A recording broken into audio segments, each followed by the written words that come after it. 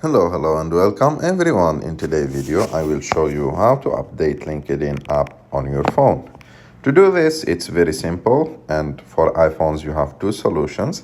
The first one is to go to the App Store, click on your picture on the top right of the screen.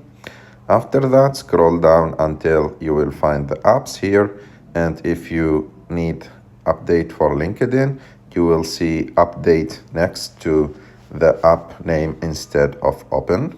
So you can, if there is an update, you can click and the app will update in few seconds.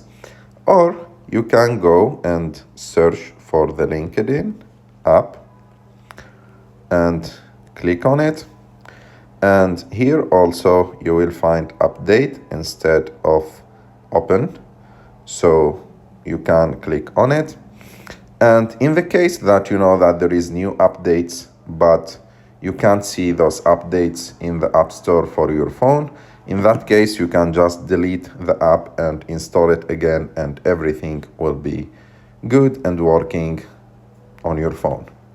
I hope that you like this video. If you like this video, don't forget to subscribe to our channel, to like this video, and see you.